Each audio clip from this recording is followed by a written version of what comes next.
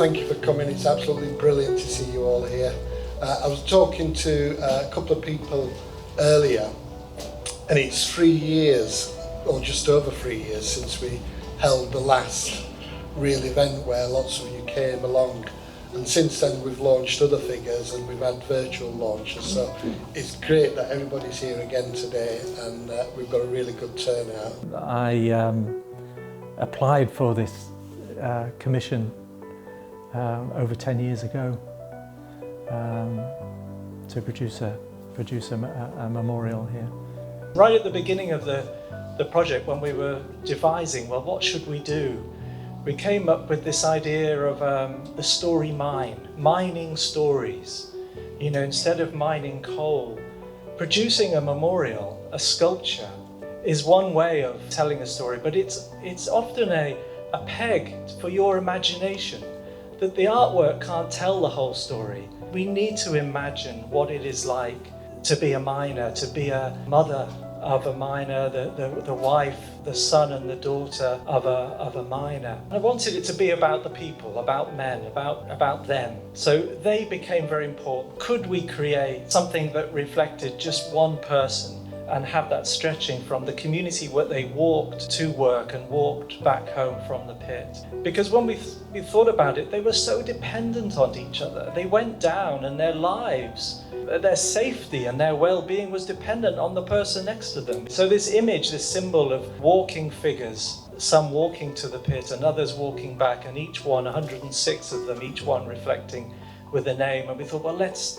stamp their name on it. So when you go there, you've got to touch them, you know, and you've got to lift the tag and you've got to read the name, and it becomes very personal. So it was a combination of the story mine and walking together, recognizing those that were killed in those disasters, but also recognizing that there is a very big wealth of story that needed to be mined and remembered about the lives and community. If we'd have done it all in year one, and there you go, tick the box, it's all there, we wouldn't have what we have here today in this room.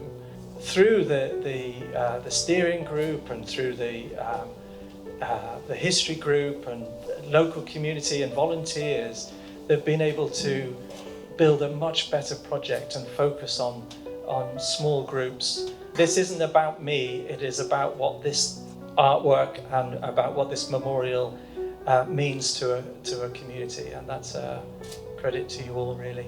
I've been on the trail for 10 years. And I've worked on the project for 5 years, first as community engagement officer and now more recently as project officer working in schools.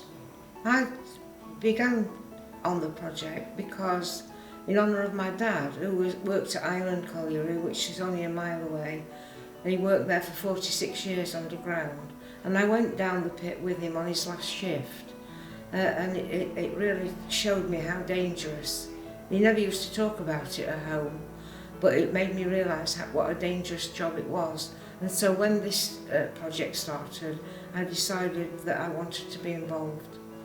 And for me to go into school and share all the information that Sandra and the other volunteers have found out, all the research that's been done into these men and their lives and their families and the dangerous job that they did, to share that with young children especially it's been really exciting to do that, and I've been thrilled by the way they've welcomed me into school, and the students have just engaged really well. We've took objects in, we've talked about coal mining in this area, we've talked about what it's like to have lived in a coal mining village, and the work that the men did. So it's been really great.